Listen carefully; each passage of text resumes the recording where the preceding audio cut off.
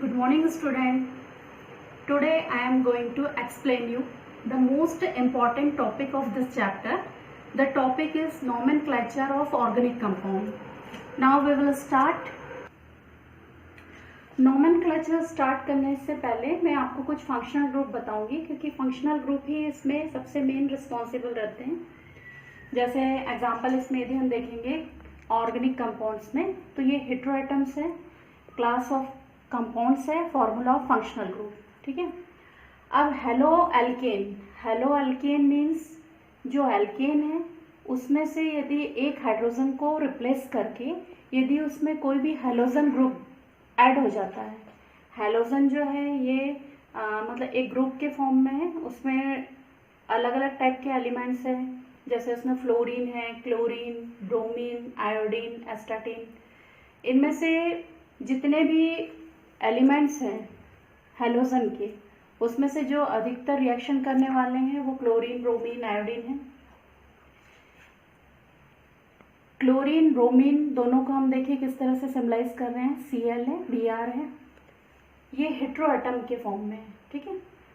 अब इसी को यदि हम ऑक्सीजन से मतलब हाइड्रोजन को ऑक्सीजन से रिप्लेस करते हैं तो उसमें फिर अलग अलग टाइप के जो फंक्शनल ग्रुप बन रहे हैं। फॉर एग्जांपल इसमें अल्कोहल का फंक्शनल ग्रुप OH रहता है। मतलब आप कोई भी यदि फॉर्मूला देखेंगे लास्ट में OH है, इसका मतलब वो अल्कोहल होता है, क्योंकि इसमें कोई भी जो केमिकल रिएक्शन रहती है उसमें जो फंक्शनल ग्रुप रहता है वो ही रिएक्शन करता है। फिर सेकंड है इसमें एल्डिहाइड का जो फंक्शनल ग्रुप है CHO। कार्बन की वैलेंसी इसमें सेटिस्फाइड करने के लिए इस तरह से लिखते हैं। And third is ketone C double bond O, मतलब CO के फॉर्म में है ये। जहाँ पे भी CO रहेगा यदि फंक्शनल ग्रुप, इसका मतलब आपको समझना चाहिए कि वो कीटोन है। And fourth is carboxylic acid COOH रहता है। तो देखिए इसमें COOH कैसे लिखा, COOH। सभी टाइप के इसमें अलग अलग टाइप के ये फंक्शनल ग्रुप हो गए। और एक बार फिर से रिपीट कर देती हूँ, अल्कोहल का OH, एल्डिहाइड का CHO, ketone CO and carboxylic acid COOH। Halo alkane और इसमें मतलब जो अलग अलग प्रीफिक्स और सफिक्स ऐड होते हैं उसके लिए कौन कौन से लगेंगे देख लीजिए आप। हेलो एल्केन स्टार्टिंग में हेलो है, मीन्स जो हेलोजन है ग्रुप है वो स्टार्टिंग में ऐड होगा और उसके बाद उसमें फिर एल्केन रहेगा। ठीक है। अब इसमें प्रीफिक्स देखिए कौन कौन से लगेंगे, क्लोरो है, ब्रोमो है, आयोडो है। फिर सेकेंड है इसमें अल्कोहल का आपको बताया था जो फंक्शनल ग्रुप रहता है OH रहता है। जहाँ पर भी OH रहेगा वो अल्कोहल के फॉर्म में रहेगा, और उसमें जो हम सफिक्स यूज करेंगे वो OL रहता है। मतलब अल्कोहल में लास्ट में जो सफिक्स लगेगा वो OL रहेगा। आपको पता है प्रीफिक्स जो स्टार्टिंग में लगाते हैं और सफिक्स जो रहते हैं वो एंडिंग में रहते हैं। एंड थर्ड इज एल्डिहाइड का फंक्शनल ग्रुप CHO है, और इसमें जो लास्ट में सफिक्स रहता है वो अल रहता है, AL लगाएंगे। देन फोर्थ कीटोन में लास्ट में सफिक्स ओन रहता है, ONE, कीटोन का functional group C double bond O। फिर इसमें फिफ्थ नंबर पे आता है कार्बोक्सिलिक एसिड है, तो कार्बोक्सिलिक एसिड फंक्शनल ग्रुप इसका COOH है, और इसका जो सफिक्स रहता है ये ओइक एसिड है। मतलब लास्ट में इसमें हम रिप्लेस करके ओइक एसिड लगाते हैं। क्लियर है। देन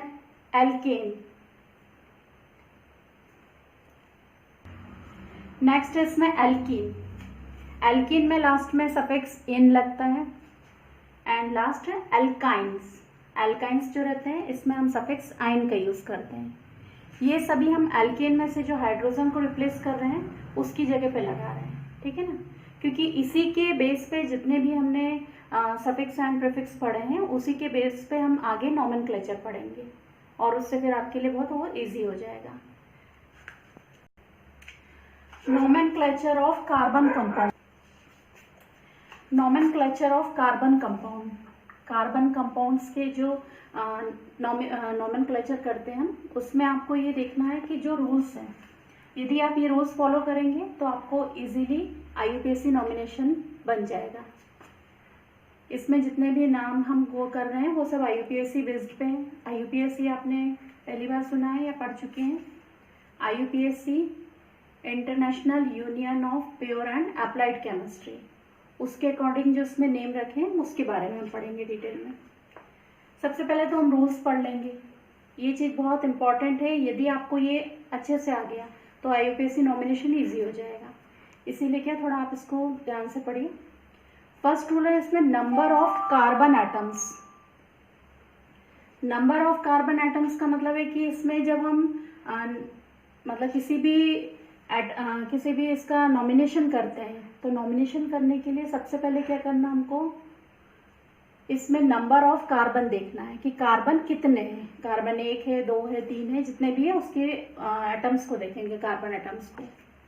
एंड सेकेंड है प्रेजेंस ऑफ फंक्शनल ग्रुप। इसमें हम फंक्शनल ग्रुप को देखते हैं कि कौन सा फंक्शनल ग्रुप है। अभी आपने बहुत सारे पढ़े हैं, उसमें से अल्कोहल है, एल्डिहाइड है या फिर कीटोन है, तो इनमें से हम उसकी प्रेजेंस को देखते हैं। क्लियर है? And third is functional group begins with the suffix of vowel AEIOU। Functional group यदि इसमें वोवेल से स्टार्ट होता है तब हम क्या करते हैं कि जो एल्केन का नेम है, एल्केन के नेम में से लास्ट का जो E है उसको रिप्लेस कर देंगे और उसकी जगह पे फिर हम अदर सफिक्स लगा देंगे। ठीक है? फॉर एग्जाम्पल के लिए यदि हम अल्कोहल लेते हैं, अल्कोहल इसमें वोवेल में आ गया, तो अल्कोहल के लिए क्या करेंगे हम, लास्ट में E को हटा दिया। अल्कोहल का लास्ट में सफिक्स कौन सा लगता है, अभी थोड़ी देर पहले ही हमने पढ़ा है, अल्कोहल में क्या लगता है, ऑल। मतलब इसमें से E को रिप्लेस करके उसकी जगह पे क्या आ जाएगा, ऑल। मतलब 1 बाय 1 उसमें से रिप्लेस करते जाएंगे, उसको ऐड करते जाएंगे। And fourth point is if carbon chain is unsaturated. Alkane जो है वो सैचुरेटेड में आते हैं। अब यदि हमने कोई ऐसी सीरीज ली है जिसमें कार्बन चेन जो रहेगा वो अनसैचुरेटेड है, तो उसके लिए इसमें हम डबल बॉन्ड या फिर ट्रिपल बॉन्ड का यूज करेंगे। वो जो यूज होगा वो किस में होगा, अनसैचुरेटेड के लिए। एल्कीन है, एल्काइन है, तो उसके लिए हम अनसैचुरेटेड का यूज करते हैं। रूल्स अभी हमने पढ़ा इसमें नॉमेनक्लेचर का। अब इसके देखिए हम एग्जांपल्स देखते हैं। हेलो एल्केन, आपको पता है इसमें प्रीफिक्स जो है क्लोरो, ब्रोमो, ये सब लगेगा। Hello means halogen. ठीक है? अब इसमें ये एग्जाम्पल दिया हुआ है, इसका हमको नेम करना है। नेम करने के लिए सबसे पहला रूल कौन सा था, नंबर ऑफ कार्बन एटम्स। आप काउंट करिए कितने कार्बन है, 1 2 3, 3 कार्बन है इसमें। 3 कार्बन है तो एल्केन में 3 कार्बन को क्या कहते हैं हम, प्रोपेन। ठीक है? सिंगल बॉन्ड है, मतलब आपको पता है एल्केन है, एल्केन है, इसलिए हम इसको 3 कार्बन के मतलब 3 कार्बन होने से इसमें इसको हम प्रोपेन बोल रहे हैं। अब प्रोपेन में से देखिए लास्ट में सेकेंड रूल अप्लाई करेंगे हम। सेकेंड रूल आपको पता है प्रेजेंस ऑफ फंक्शनल ग्रुप। इसमें देखिए फंक्शनल ग्रुप कौन सा होता है, Cl है इसमें फंक्शनल ग्रुप, और फंक्शनल ग्रुप में Cl को क्लोरो बोल रहे हैं। क्लोरो जो रहता है वो प्रीफिक्स के लिए लगता है, प्रीफिक्स है मतलब स्टार्टिंग में लग रहा है, तो इसका नेम क्या हो जाएगा, क्लोरोप्रोपेन। क्लोरोप्रोपेन। ठीक है? एक और एग्जांपल इसका ले लेते हैं।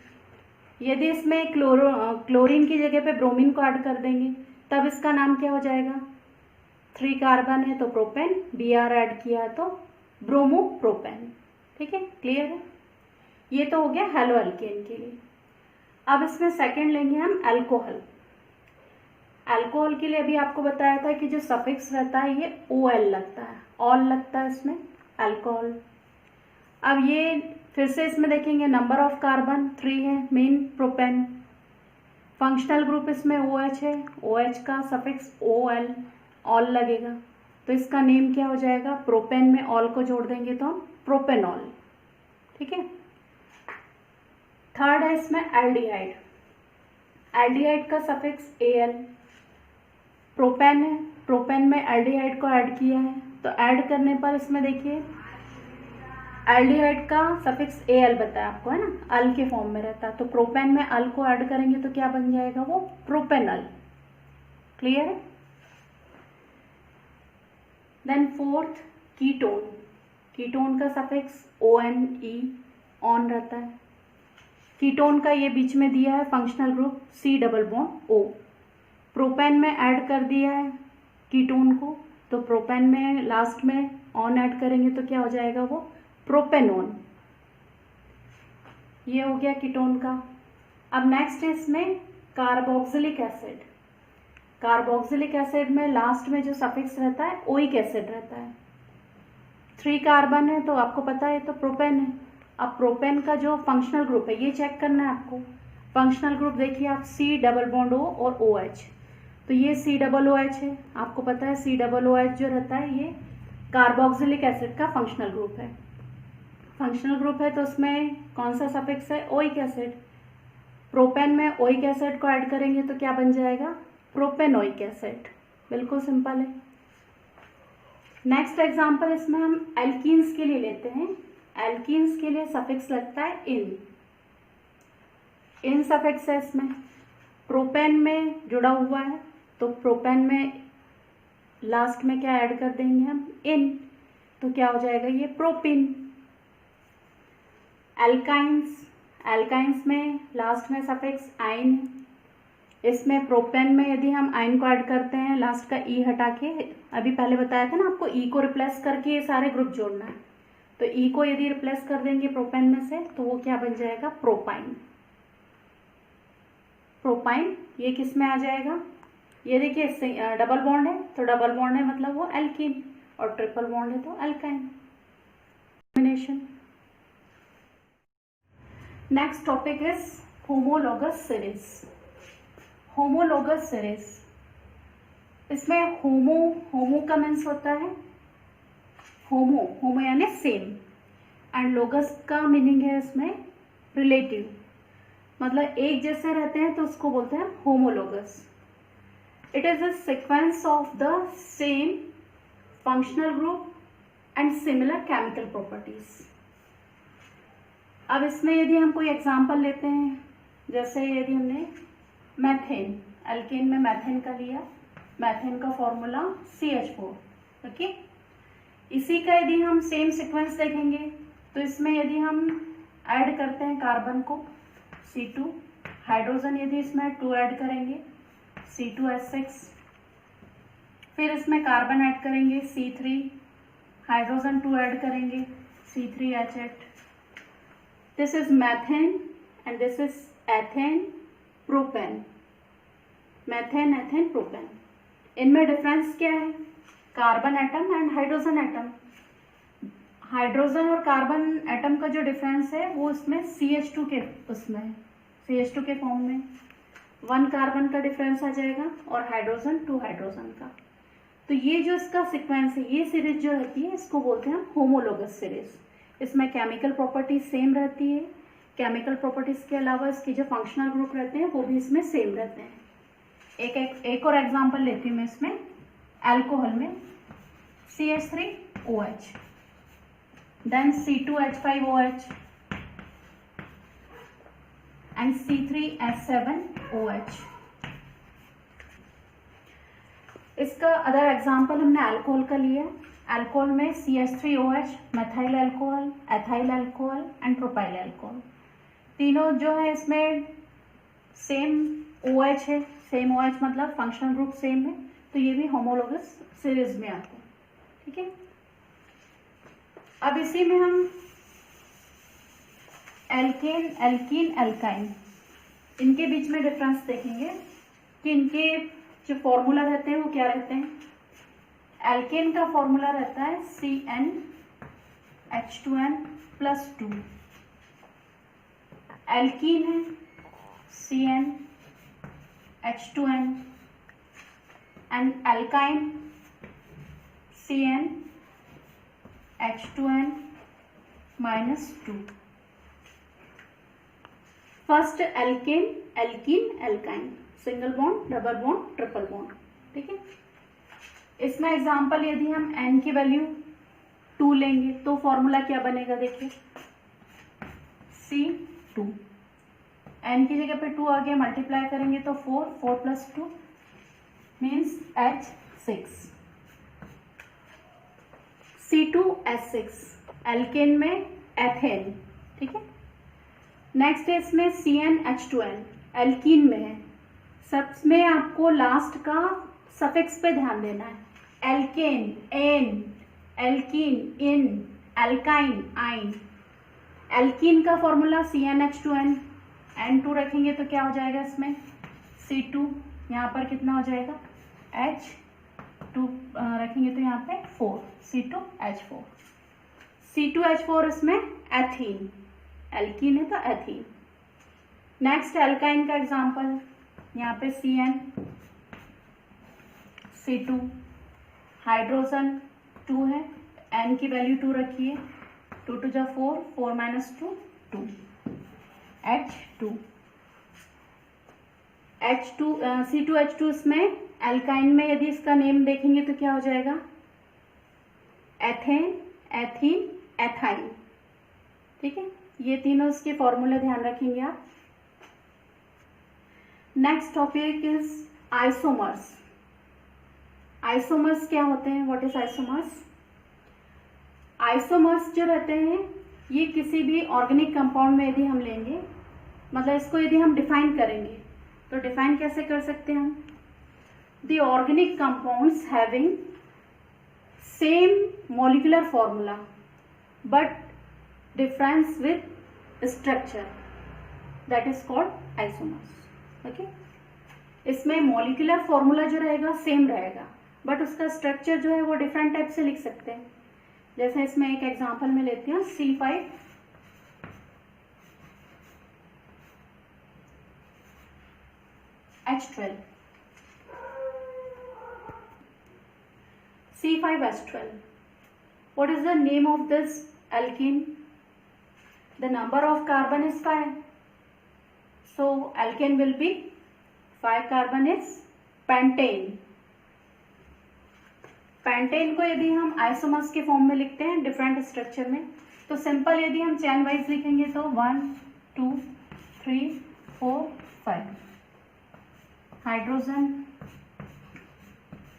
3 4 5 6 7 8 9 10 11 एंड लास्ट 12। वैलेंसी कार्बन की 4 हो रही है हर जगह। मतलब ये एग्जांपल सिंपल सीरीज में है पेंटेन का। इसी को चाहे तो हम डिफरेंट टाइप का लिख सकते हैं, 1 2 3 4 and here 1 carbon, H, hydrogen hydrogen,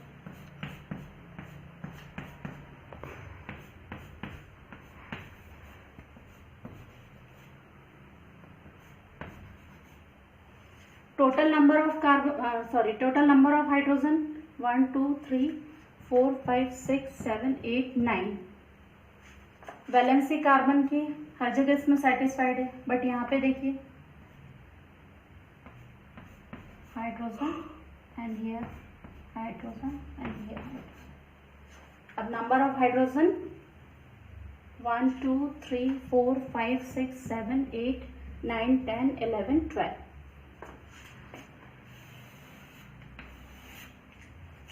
मतलब इसको हम दोनों टाइप से लिख सकते हैं और ये दोनों एक दूसरे के आइसोमर्स रहते हैं। क्लियर है आइसोमर्स? केमिकल प्रॉपर्टीज ऑफ कार्बनिक कंपाउंड, ऑर्गेनिक कंपाउंड्स जितने भी रहेंगे इनके यदि हम केमिकल प्रॉपर्टीज देखते हैं, फर्स्ट है इसमें कंबशन।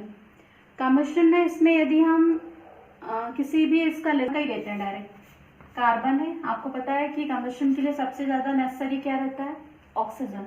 ऑक्सीजन के प्रेजेंस में कंबशन की रिएक्शन कंप्लीट होती है, हीट का साइन है। कार्बन को यदि हम गर्म करते हैं, मतलब उसको यदि हम जलाते हैं, बर्न करेंगे, तो बर्न करने पर क्या बन जाएगा, इसमें CO2 गैस निकलती है प्लस हीट रहता है प्लस लाइट। ये सिंपल रिएक्शन तो आपने देखी होगी कि कोल को जब हम बर्न करते हैं तो कोल को बर्न करने पर उसमें से कार्बन डाइऑक्साइड गैस निकलेगी, हीट निकलती है बहुत ज़्यादा, लाइट भी प्रोड्यूस होती है। अब इसी में कोई और एग्जांपल लें, मैथेन। मैथेन को यदि हम बर्न करेंगे तब इसमें क्या कौन कौन से प्रोडक्ट बनेंगे? कार्बन ऑक्सीजन से क्रिया करके CO2, हाइड्रोजन और ऑक्सीजन रिएक्शन करके H2 plus heat plus light. Methane के अलावा कोई और एग्जांपल लें। अल्कोहल में यदि हम लेते हैं CH3 CH2 OH, CH3 CH2 OH, इसको बर्न करना है। अब इसमें देखिए इसका नेम क्या है, CH3 CH2 OH। Simple name देखिए क्या होगा, यहाँ पे कंफ्यूज नहीं होना है आपको, कार्बन देखना है। यहाँ पे यदि इस तरह से यदि इसको रखते हैं तो यहाँ पे नंबर ऑफ कार्बन देखेंगे आप C2, number of hydrogen 3 + 2 5, then OH C2H5OH। C2H5 को एथाइल बोलते हैं, OH है अल्कोहल, एथाइल अल्कोहल रहता है। इसकी रिएक्शन ऑक्सीजन से करेंगे तब इसमें same product, carbon dioxide gas निकलेगी plus water plus light and heat.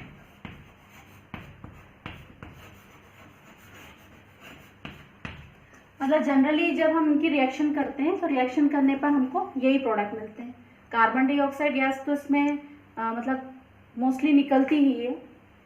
तो ये हो गई इसमें कम्बशन की रिएक्शन केमिकल प्रॉपर्टीज में। Second chemical properties is substitution reactions. इसमें एग्जांपल हम मैथेन का लेते हैं। मैथेन का फॉर्मूला CH4 है। इसको यदि हम किसी हेलोजन से रिएक्शन कराते हैं, इसी को यदि हम लिखना चाहें तो इस तरह से भी लिख सकते हैं, CH4 CH H H and H CH4। ठीक है। क्लोरीन डायटोमिक रहती है, 2 एटम्स मिलकर एक 1 मॉलिक्यूल बनाते हैं, Cl2, तो इसको हम ऐसा लिख सकते हैं Cl। अब यहाँ रिएक्शन करने पे इनके बीच में जो सब्स्टिट्यूशन है, इसका मीनिंग ये रहता है कि एल्केन मीन्स यहाँ पे हमने मैथेन का एग्जांपल लिया है, तो मैथेन में से 1 हाइड्रोजन को रिप्लेस करके यहाँ पे क्लोरीन का जो एटम रहता है वो ऐड हो जाता है। मतलब सिंपल आप ये रिएक्शन को ये समझ सकते हैं कि हाइड्रोजन को हटाना और उसकी जगह पे क्लोरीन को ऐड करना। तो ये रिएक्शन इसमें सब्स्टिट्यूशन रिएक्शन रहती है, उसको रिप्लेस करके क्लोरीन वहाँ पे ऐड हो जाती है। हाइड्रोजन को रिप्लेस करेंगे, रिप्लेस करने पर इसमें क्लोरीन से तो पहले रिएक्शन कर लेगा, प्रोडक्ट कौन सा बन रहा है देखिए HCl हाइड्रोक्लोरिक एसिड। अब इसमें जो बच रहा है उसको यदि हम फॉर्मूला वाइज लिखेंगे तो क्या बनेगा, C है, H कितने हमारे पास 3 है, CH3 एंड ये CH3Cl। CH3 को मिथाइल बोलते हैं, Cl है तो क्लोराइड, मिथाइल क्लोराइड। यहाँ पर मैथेन में से हाइड्रोजन को रिप्लेस करके वहाँ पे ऐड क्या हो गया Cl, क्लोरीन। तो ये रिएक्शन हो गई इसमें सब्स्टिट्यूशन रिएक्शन। थर्ड है इसमें केमिकल प्रॉपर्टीज में एडिशन रिएक्शंस। एडिशन रिएक्शंस में देखिए एग्जांपल यदि हम लेते हैं एथीन का formula CH2 double bond CH2। Unsaturated hydrocarbon में इसलिए इसमें डबल बॉन्ड लगा। इसमें हाइड्रोजन से रिएक्शन करवाते हैं, निकल इसमें कैटलिस्ट के फॉर्म में, इसको हीट करेंगे। जब इनके बीच में रिएक्शन कंप्लीट होगी तो एडिशन रिएक्शन। एडिशन का मतलब ये होता है कि जो हाइड्रोजन रहती है वो उसमें जाकर ऐड हो जाती है। हाइड्रोजन ऐड होगी तो देखिए क्या बनेगा, H2 है, ये लिखा हमने 2H है, ये 1 और ये 2, 1H इसके साथ ऐड हो गया और 1H इसके साथ ऐड हो गया। अब ऐड होने पर क्या बन गया, CH2 है, 1 ऐड करेंगे तो CH3, यहाँ पे भी CH3, मतलब CH3। इसी को हम शॉर्ट में लिखेंगे तो क्या बनेगा, C2 and 3 hydrogen 6 hydrogen, C2H6। C2H6 का नेम एथेन, एल्केन में आ जाएगा एथेन। इसी की दूसरी जो रिएक्शन है उसमें जैसे आपने देखा होगा जो वेजिटेबल ऑयल रहता है, वेजिटेबल ऑयल को भी इसी प्रोसेस के थ्रू रिएक्शन करवाते हैं, हाइड्रोजनेशन करवाते हैं इसका, और हाइड्रोजनेशन करने के बाद फिर उसका डालडा बनता है। नाम सुना है ना आपने, डालडा जो घी के टाइप का रहता है, तो उसके लिए भी यही प्रोसेस यूज करते हैं। निकल कैटलिस्ट के प्रेजेंस में इनके बीच में वेजिटेबल ऑयल जो रहता है ये लिक्विड फॉर्म में रहता है, और जब इसको हाइड्रोजनेशन कराएंगे तो हाइड्रोजनेशन कराने पर वो सॉलिड फॉर्म में चेंज हो जाता है, मतलब क्या बन जाएगा उसका, डालडा। उसका रीजन ये रहता है कि मतलब लिक्विड फॉर्म में इसको कैरी करने में प्रॉब्लम होती है, ये सॉलिड फॉर्म में रहेगा, और ये सैचुरेटेड फॉर्म है या अनसैचुरेटेड फॉर्म है, इसीलिए प्रोसेस कराते हैं। तो ये एडिशन रिएक्शंस, ये पूरे हमने जो अभी तीनों पढ़ी है वो केमिकल प्रॉपर्टीज में। The next topic is some important carbon compounds, ethanol and ethanoic acid. Carbon के जो कंपाउंड्स है उसमें हम अलग अलग टाइप के जो कंपाउंड्स हैं जैसे एथेनॉल, एथेनोइक एसिड, उसके बारे में डिटेल पढ़ेंगे कि कौन कौन से हैं। फर्स्ट इसमें पढ़ेंगे हम प्रॉपर्टीज ऑफ एथेनॉल। एथेनॉल, इसी को हम एथाइल अल्कोहल भी बोलते हैं। एथेनॉल यदि इसकी फिजिकल प्रॉपर्टी हम लेते हैं तो फिजिकल प्रॉपर्टी जो रहती है एथेनॉल की, ये रूम टेम्परेचर पे लिक्विड फॉर्म में रहता है, कलरलेस रहेगा, प्लेजेंट स्मेल, बर्निंग टेस्ट। इसके अलावा इसका जो यूज़ रहता है अल्कोहल का, जनरली अल्कोहल का यूज़ जो रहता है वो ड्रिंक के फॉर्म में करते हैं, या फिर इसके अलावा मेडिसिनल पर्पस से भी इसका यूज़ किया जाता है। मेडिसिनल पर्पस से जैसे टिंचर आयोडीन है, टिंचर आयोडीन का यूज़ अधिकतर वाउंड्स में करते हैं। कट लग गया, आपने देखा होगा कि आप डॉक्टर के पास जाते हैं, आपको कहीं पर यदि कोई कट लगता है तो ड्रेसिंग करते समय इसमें टिंचर आयोडीन का यूज़ किया जाता है क्योंकि जर्म्स को किल करता है। इसके अलावा कफ सिरप है, कफ सिरप में भी इसका यूज़ किया जाता है, या टॉनिक्स है, टॉनिक्स में यूज़ करते हैं। कफ सिरप में आपने देखा होगा कि कफ सिरप यदि हम पीते हैं तो उसके बाद हमको थोड़ी हल्की सी नींद टाइप की फील होती है। उसका रीज़न ये रहता है कि उसमें कुछ क्वांटिटी में अल्कोहल भी मिक्स रहता है, एथाइल अल्कोहल के फॉर्म में रहता है। ये वाटर में सॉल्युबल रहता है। इसके अलावा इसके दूसरे यूज़ यदि हम देखते हैं तो दूसरे यूज़ में इंडस्ट्रियल फॉर्म में भी इसका यूज़ किया जाता है। इसका जो प्योर फॉर्म रहता है जो कि एब्सोल्यूट अल्कोहल के रूप में रहता है, ये बहुत ज़्यादा डेंजरस हो सकता है। मतलब कई लोग जो रहते हैं अल्कोहल के लिए एडिक्ट रहते हैं, है ना, वो एडिक्शन जो रहता है उनका, उससे उनकी हेल्थ प्रॉब्लम्स बढ़ने लगती है क्योंकि जो अल्कोहल रहता है वो डायरेक्ट हमारे लीवर पे अटैक करता है, मतलब धीरे धीरे करके लीवर डैमेज करने लगता है, या फिर नर्वस सिस्टम को धीरे धीरे डैमेज करने लगेगा। मेटाबॉलिज्म जो रिएक्शंस रहती है बॉडी की वो स्लो होने लगती है। मतलब यदि इसको लिकर को यदि हम अधिक क्वांटिटी में लेते हैं तो बॉडी के लिए हार्मफुल रहता है। फिजिकल प्रॉपर्टीज़ हो गई इसमें एथाइल अल्कोहल की। अब नेक्स्ट है इसमें रिएक्शन ऑफ एथेनॉल। इसमें अलग अलग एलिमेंट से यदि हम इसकी रिएक्शन करते हैं तो इसमें कौन कौन से प्रोडक्ट बनते हैं ये हम देखेंगे। केमिकल प्रॉपर्टीज में फर्स्ट इसमें रिएक्शन विद सोडियम है।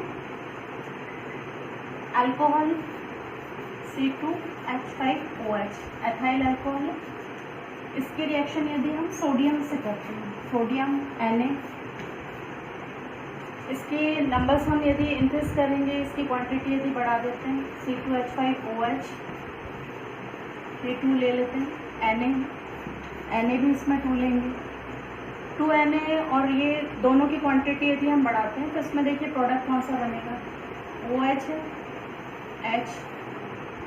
ये चीज़ आप ध्यान रखना कि जब भी इसमें OH और H रहता है तो उसमें वाटर का फॉर्मेशन होता है, क्योंकि आपको पता है कि वाटर का फॉर्मूला H2O रहता है।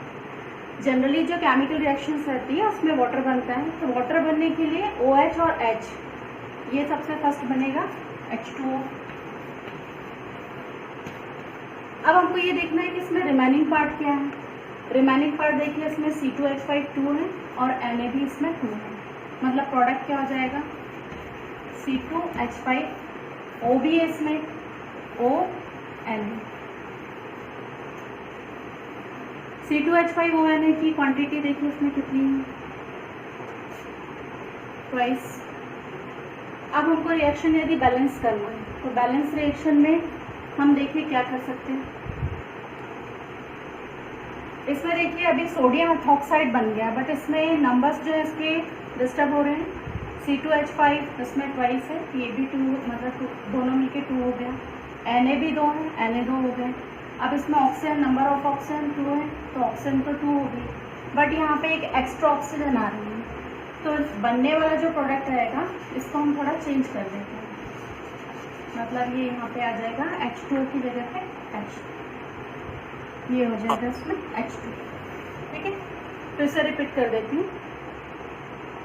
रिएक्शन विद सोडियम, सोडियम से यदि हम एथाइल अल्कोहल की रिएक्शन कराते हैं तो इसमें प्रोडक्ट देखिए कौन सा बन रहा है। आपको सिंपल ये देखना है, H और H है, H और H को प्लस कर देंगे तो H2। अब जो बचा है उसको हम लिख दे रहे हैं। इसमें ट्वाइस C2H5 O है और इसके अलावा Na भी 2 है, तो Na2, सबकी क्वांटिटी सेम होगी। बनने वाला जो प्रोडक्ट रहता है उसका नाम सोडियम इथॉक्साइड, सोडियम इथॉक्साइड बनेगा C2H5ONA। नेक्स्ट रिएक्शन इसकी हम देखते हैं हीटिंग रिएक्शन।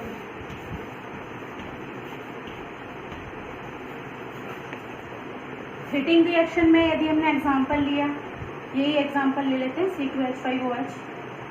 C2H5 को हम चाहें तो CH3 CH2OH इस तरह से भी लिख सकते हैं, C2H5OH। हीटिंग रिएक्शन है, कॉन्सेंट्रेट H2SO4 की प्रेजेंस में यदि हम इसको हीट करते हैं तो हीट करने से इसमें देखिए क्या चेंज होगा।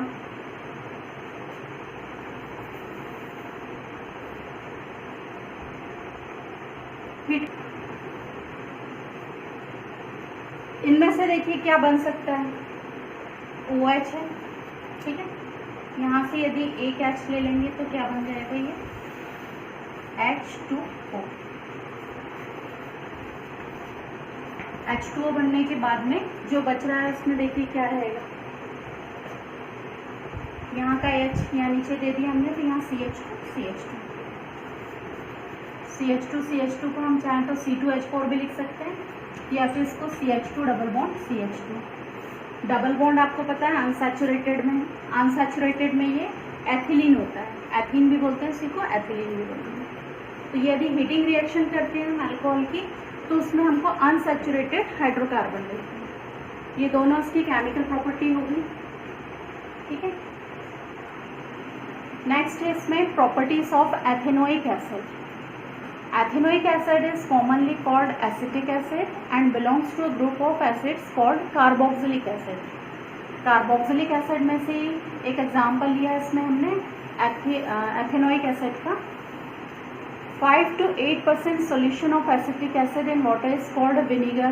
विनीगर का नाम सुना होगा आपने, जनरली इसका प्रिजर्वेटिव के लिए यूज़ किया जाता है, जैसे जो पिकल्स वगैरह रहते हैं, या फिर चटनी के रूप में, या फिर सलाद में इसका यूज़ करते हैं। इसका मेल्टिंग पॉइंट जो रहता है प्योर एथेनोइक एसिड का 290 K रहता है।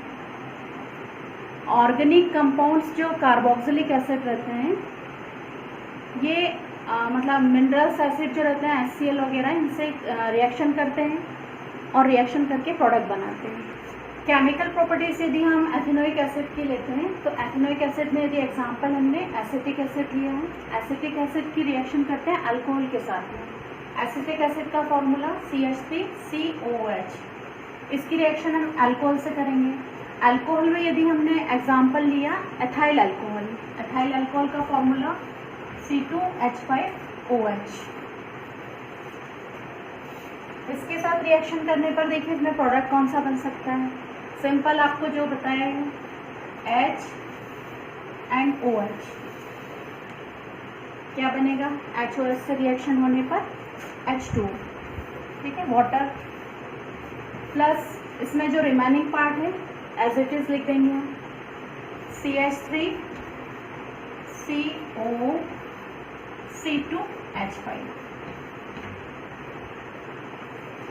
CH3 COO C2H5। ये प्रोडक्ट जो रहते हैं इसको एस्टर्स बोलते हैं। एस्टर्स का यदि हम जनरली यूज देखेंगे तो ये स्वीट स्मेलिंग सब्सटेंस में आते हैं और परफ्यूम वगैरह इसमें जनरली इसका यूज़ किया जाता है क्योंकि इसकी स्मेल बहुत मतलब स्वीटनेस भरी रहती है, इसलिए इसका यूज़ परफ्यूम के फॉर्म में करते हैं। सेकेंड रिएक्शन यदि हम इसकी किसी बेस से करवाते हैं, बेस में यदि हमने एग्जांपल ले लिया सोडियम हाइड्रोक्साइड, सोडियम हाइड्रोक्साइड की रिएक्शन यदि एसिटिक एसिड से होगी CH3 COOH acetic acid, sodium hydroxide NaOH। इसमें देखिए कौन सा प्रोडक्ट बन सकता है OH OH plus H H2 plus remaining part CH3 COO, sorry यहाँ मैंने NOH लिख दिया, NaOH सोडियम हाइड्रोक्साइड, H की reaction OH HOH H2O, remaining part क्या है इसमें CH3 COO Na, CH3 COO Na, CH3 COO Na इसको sodium acetate बोलते हैं। ये एसीटेट का फॉर्मूला है,